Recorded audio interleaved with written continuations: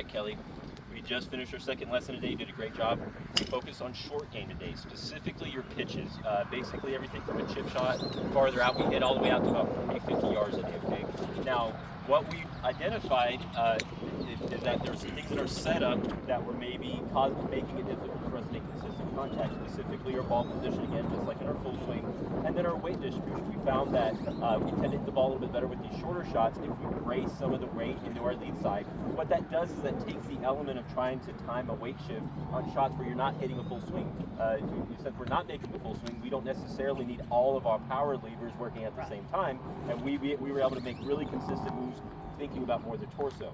In your golf swing, what we talked about was kind of the hands on the clock, right? We're trying to take the club back and through fairly close to equal distances. That way your tempo is consistent, and that way the release of your hands and arms is consistent. Because what we noticed was on the way through we like to rehinge. Yeah. What that can do is what that ultimately does is that makes sure that you're putting the same amount of loft on the ball on each shot, and that makes it easier to judge downrange because you don't always have specific distances going into targets. Is there anything that we identified today that you thought that maybe was a surprise or something that you think will be easy to hone on? I think the whole setup Yeah.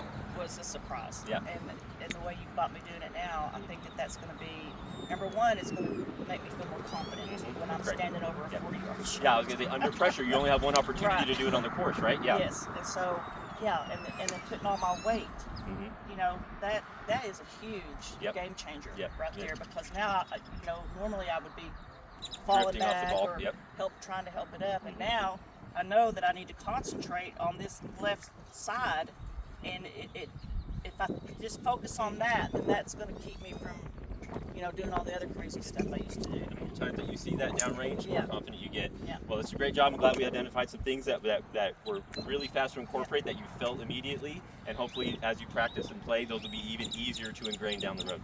All right, well, great job. All right, good job. Thanks.